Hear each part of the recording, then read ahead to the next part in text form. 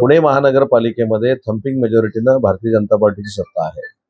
Bharatiya Janata party हा मित्रपक्ष आहे. त्याच्यामुळं जय पवार साहेब असतील, पार्थ पवार साहेब असतील, मुख्यमंत्री महोदयांशी बोलतील ना, किंवा सुनेत्रा यांनी मुख्यमंत्री महोदयांशी. मनसेच्या मेळाव्यामध्ये सुद्धा राजू भटकरांनी रवींद्र चव्हाण आणि महायुतीवरती आरोप केलेले पाहायला मिळते. थोडा मान दाखवू नका, तुमचे दादा रिक्षा चालवायचे तेव्हा आम्ही मर्सिडीजून फिरायचो. काय काय काय तुमचे दादा तेव्हा रिक्षातून फिरायचे तेव्हा आम्ही मर्सिडी घेऊन फिरायचो. कोण पूर्वी रिक्षातनं फिरायचं? मी पण पूर्वी एसटीतनं फिरायचो. रिक्षा चालवायचं कशासाठी?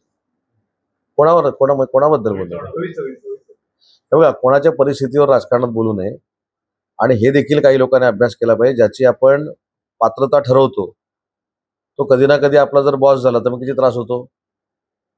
त्याच्यामुळे राजकारणामध्ये कोणाची आर्थिक परिस्थिती काय, कोणाची आर्थिक परिस्थिती काय, कशाला बोललं पाहिजे ना. तत्वाशी भांडायचं.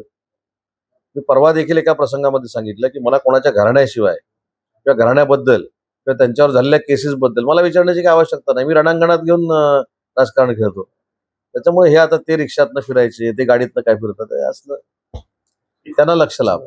युबीटेच्या कोणाबरोबर करणार? युबीटी बरोबर. मी सांगितलं ना दळवी साहेबांच्या बाबतीमध्ये जो काही गैरसमज झाला होता तो पालकमंत्री पदावरच झालेला होता. त्या संदर्भामध्ये तटकरे साहेबांनी तिथे निर्णय दिला होता. मुद्दा असा राहिला, त्या प्रोसिजरमध्ये मी होतोच ना.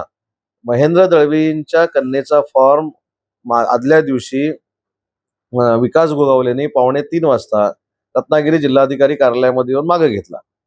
दुसऱ्या दिवशी मी स्वतः परभणीच्या प्रचारामध्ये असताना मला मोबाईलवर बघायला मिळालं की युबीटीचे उमेदवार कसे जिल्हाधिकारी कार्यालयामध्ये आले, त्यांच्यावर कोण कोण होते, मग काय पत्रकार परिषद झाली, मग रात्री कोण कुठं विमानानं गेले, हे मला नंतर कळलं. आता नंतर फक्त मला अजून हे कळलेलं नाही ते आता भाजपमध्ये जातात की राष्ट्रवादी काँग्रेस पार्टीमध्ये जातात, हे फक्त मला कळलेलं नाही. तो फॉर्म घ्यायच्या प्रोसिजरमध्ये मी नव्हतो असं म्हटलं.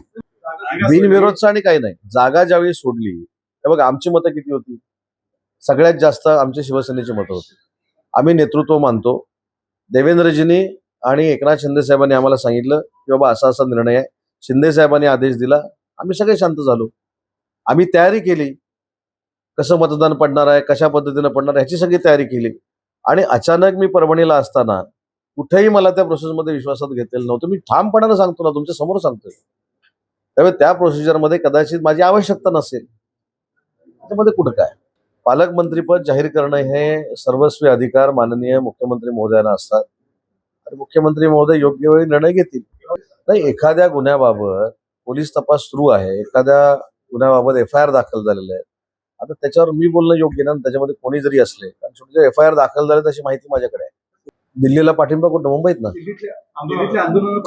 पण आंदोलन दिल्लीत आणि पाठिंबा मुंबईत ना. तर मुंबईत ना एवढा मोठा पाठिंबा आहे. ठीक आहे, ह्याच्यातनच कळलं ना. आंदोलन दिल्लीला, पाठिंबा इकडून. आणि बरं किती दिवसानंतर? 22-25 दिवस झाले असतील ना. 22-25 दिवस झाले. तर रमेश म्हात्रे प्रकरणामध्ये जी काय पोलीस कारवाई करायची आहे ती 100% केलेली आहे. शिवसेनेचे जरी ते नगरसेवक असले तर त्यांना कुणीही पाठीशी घातलेलं नाही. आमची भावना देखील रमेश म्हात्रेंच्या प्रसंगाबाबत प्रचंड तीव्र आहे.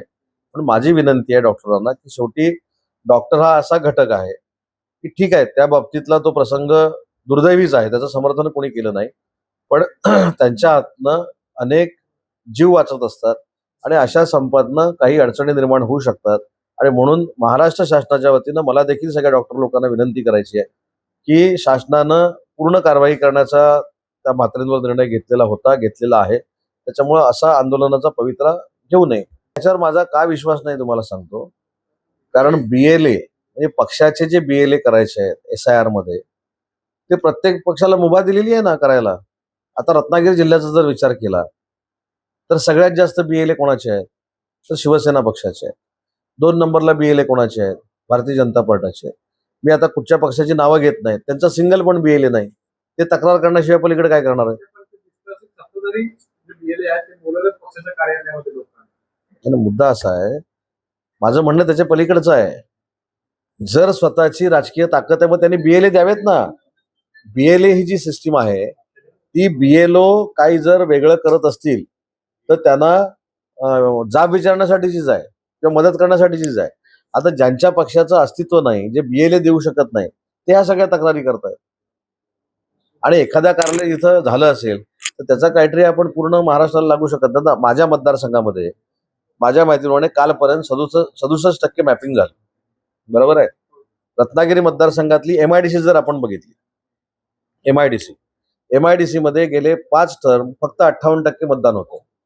पण काल ज्यावेळी आम्ही SIRच्या बाबतीमध्ये BLNची मिटिंग घेतली आणि BLNला फोन लावला तर त्यातली 30% लोक हे स्थलांतरित झालेली आहेत MIDCचे कर्मचारी असल्यामुळं. त्याच्यामुळे भविष्यामध्ये हा SIR झाल्यानंतर मिरजोळ्याच्या त्या बूथवर जे मतदान होईल ते 92-95% मतदान होणार. आम्ही जसं पर्टिक्युलरली SIR मध्ये आमच्या आता माझ्या विधानसभा मतदारसंघाचे BLA 1 हे महेश महाप आहे. बरोबर आहे. आणि आमच्या 352च्या अगेन्स्ट आम्ही 750 BLA केलेले आहेत. आम्हाला मतदारांची काळजी, आमची काळजी नाही. बरं, काल कोणीतरी मला सांगितलं काही ठिकाणी विकास कामावर काही कुठची एक वाडी होती म्हणून आम्ही मतदार यादीत नाव घालणार नाही म्हणून सांगितलं. मी स्वतः त्यांना कन्व्हिन्स केलं, बाबा मतदान करू नका, मतदान आम्हाला घालू नका, पण मतदार यादीत तर नाव आणा. त्याच्यामुळे SIR मध्ये कुठं जर असं होत असेल तर चौकशी करतील ना. पण मला असं वाटतं की रत्नागिरी जिल्हा, सिंधुदुर्ग जिल्हा, रायगडमध्ये असं काय होत नाही. उलट जे BLO आजारी आहेत त्यांची आम्ही यादी बनवली. विचारायचं, बंड्याशेठ पण आहेत, बाबूशेठ पण आहेत, आणि आम्ही ती प्रशासनाला दिली की कोण अपंग आहे, कोणाच्या घरात कोणाला कॅन्सर झालेला, अशी यादी आम्ही बदलून घेतली BLOना सहकार्य म्हणून. त्यामुळे BLOवर दबाव आणण्याचा प्रश्नच नाही.